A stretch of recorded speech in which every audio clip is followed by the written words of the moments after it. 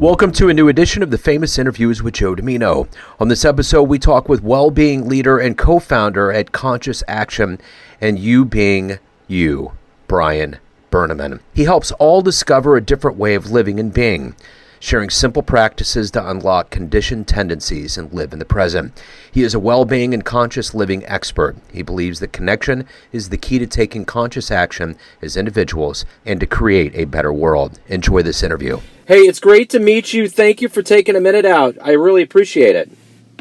No, thank you. Yeah, it's really nice to be here with you. So, are you located in New Zealand? I am, yeah. Yeah, I hear that's a beautiful country. It is. That's why I'm staying here for now. Sounds like a good idea. So, before we get into that and what exactly you do, I want to know how you survived COVID. The last couple of years was quite tumultuous on planet Earth. So, how did you make it through that, and how did that process change you, the way that you live your life and conduct business? I'm really fortunate, that I'm here now in New Zealand, B, that a lot of my life situation actually was set up in a way that I was able to actually navigate through the last 2.5 years or almost 3 years now, relatively easy. So, my living situation is quite, the place that I'm living with a nice garden and everything, that really helped during the lockdowns. Most of my work was able to move to online, so that was easy. And then here in New Zealand, we didn't have as many lockdowns as the rest of the world. So that was easy. For my family, back in Argentina, that wasn't as easy. But luckily, I've been able to navigate it really well. And I actually, even though I know that it was quite challenging for most people, it was a nice time for me. Let's get to the essence of what you do for a living, and I want to know, if I put you in front of a bunch of third grade students on a career day, and one of them looks up at you and says, "What do you do for a living?" how would you answer that? I would answer it by saying, I help people to stay well and happy. So let's take you back to the third grade. What was your dream that you wanted to become when you grew up? I wanted to be a journalist, and I did become that for a few years. Talk to me a little bit about, without kind of the third grade filter, talk to me a little bit about what you do. What do you do on a daily basis? How do you help people? So I help people with their well-being, and that looks very different for each person. So I work in a lot of different ways. I teach here locally in the university, helping students to actually have the tools to become more resilient and to be able to understand their mind, their body, their feelings, how to live without stress. I run a lot of workshops and events and teach classes on anything that relates to conscious living, whether that is meditation, conscious movement, to live with sustainability in mind, and a zero-waste approach to life, how to understand the way that we are consuming. And as well, I work with businesses running well-being programs for their employees and one-on-one with people, mentoring them as well. Talk to me a little bit about, kind of segueing from journalism into what you're doing now. How did you change your focus and leading the path that you're on now? Yeah, so this was interesting because as I grew up, I wanted to be a journalist. That was my focus. But then when I was a teenager, my parents started to introduce me to some of these different practices like meditation and yoga and different philosophies from different traditions. And I basically started to explore those ways of living whilst I was studying and then whilst I was working. And little by little, I started to realize that the space that I was working in wasn't fulfilling for me and wasn't the thing that I wanted to spend my time doing. So after a few years, I realized that I wanted to take my time and to just explore all of these different parts of myself, and how would I be able to actually, live with just making this the priority in my life, how to stay well, how to stay balanced, how to stay aligned. And then little by little, by me exploring that for myself, then little by little, unfortunately, I've been able to actually make a living doing that. What is it that drives you every day when you wake up? What is the motivator, and how do you view at the end of the day a day that was successful, that was good, fulfilling? Yes. So for me, and this comes a lot, I think, that from my learnings from the Buddhist teachings, and that is the motivation is the preciousness of this life and how every moment is precious. So I wake up knowing that every day is precious and every day can be beautiful and every day has so much to be experienced.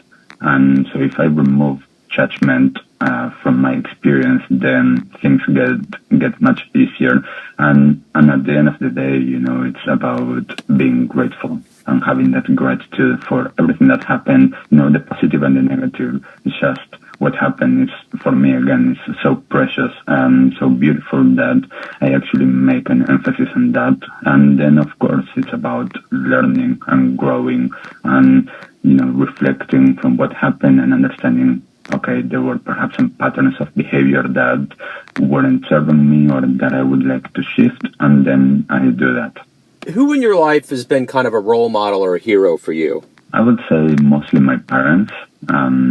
I think that I've seen the changes in their lives. I've seen, especially my dad coming from a really poor upbringing, coming from poverty, starting to work when he was a child, to give me and my siblings the life that we have, and then going from being a businessman to getting into personal development and starting to shift the way that he's living and my mom, how they are living and how they are actually enjoying every day and the choices that they are making. So, it's quite close to home in a sense to have my parents as that inspiration, but they definitely are the ones, because I've seen all of the aspects of their life and how all of that changed versus, different people that are more famous. I only know certain aspects of their lives, so it's harder to actually see the full picture. Talk to me a little bit about, I'm curious, if you can meet anybody alive on the planet right now, who would it be? Who would you love to meet? Ooh, that's a great question. I would say, I don't know, really, like a person. I think that I've always been fascinated with different cultures. I would love to meet someone that lives a very different way of living. Perhaps someone someone that lives in very perhaps the first thing that just came to mind was an Aboriginal person from Australia, meeting them in the middle of the bush or the desert and going there, or someone in Africa that lives completely, from the land, someone that lives a very different way, and something that I can actually explore and understand a very different viewpoint and a very different perspective of life. So if you had a dream tonight and you ran into your younger version, say when you were around, 20 years old, and you could give that version a piece of advice based on the wisdom you've gained through your life, what would you tell your young version? You're doing great, and you are loved, and you are enough. So I would imagine in your line of work right now, post-COVID, so to speak, business is probably picked up. It seems like the consciousness of the planet, everybody is probably in a much different space and probably wanting to get better. Are you noticing that? Definitely. If there's one of the things that for the last couple of years I've been talking with many people in my space around the impact of COVID, is that for a lot of people, yes, of course, there's been a lot of challenges, but for a lot of people, this was a time for reflection and actually understanding what's priority and what's important. which means that for a lot of people, they actually started to shift and to actually place their well-being and their health and their mental health with more often priority.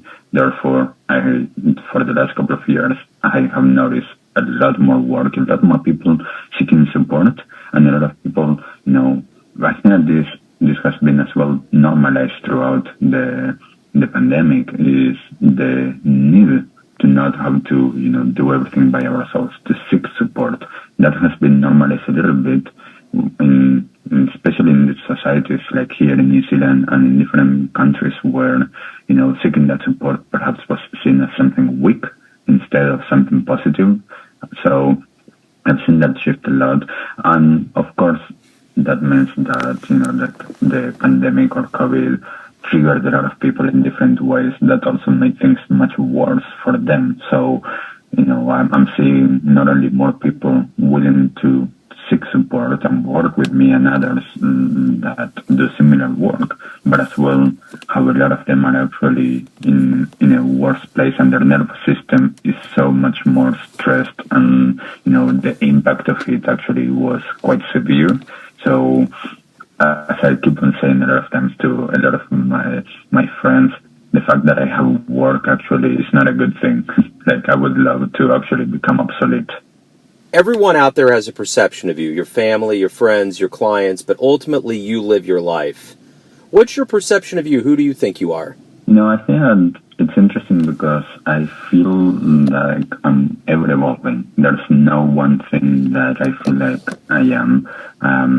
I do feel in certain ways that I'm always curious and learning. I'm a curious person, and I'm learning and a lot of unlearning the patterns of behaviors of what I had.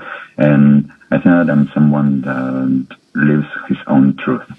That for me is important, like to actually make my own path. And again, as you mentioned, the most important thing is not what others might perceive from me, but what I perceive from myself. And I do perceive that I matter, and that I'm actually important, and that I am living a beautiful life.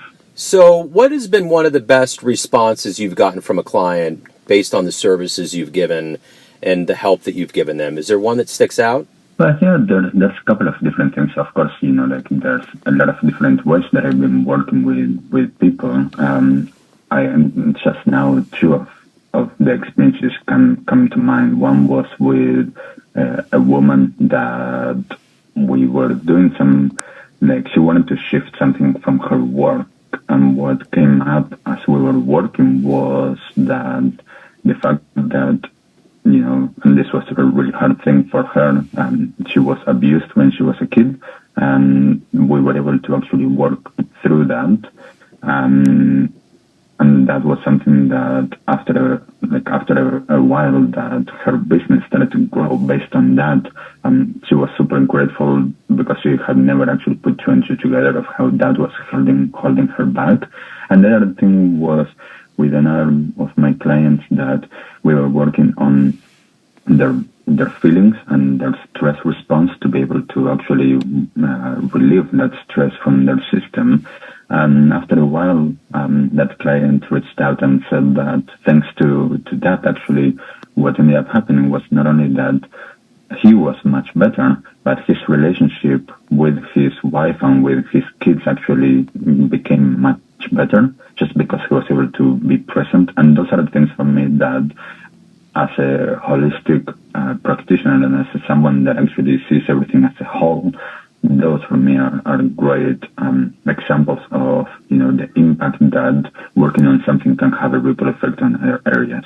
My final question to you is this. Let's get to the good business of what you do. Where's the best place for anyone out there listening that wants to learn more about you, the services you provide, anything related to your world? Where do they go? Yeah, thank you for that. So they can find me either through my name, Brian Berneman, or through my business, Conscious Action. And that can be on social media or on the website. Everything with Conscious Action is Conscious Action NZ as New Zealand. And that is the handle on Instagram, Facebook, YouTube, YouTube, the website, or brianberneman.com. So yeah, I'm there, and they can check all of the services that I have. And I only work with people that resonate with me and that are a good fit for me. So whether people want to work with me and I feel they are not a good fit, I will just refer them to someone else. So I only work with the right people that I'm a fit for them and they are a fit for me. Wonderful.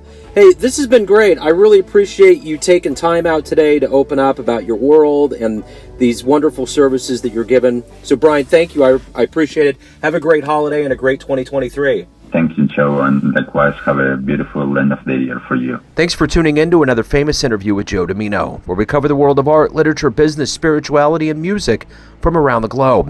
If you want to hear more interviews, visit the Famous Interviews with Joe Dimino channel on YouTube. Thanks again for listening, and until next time.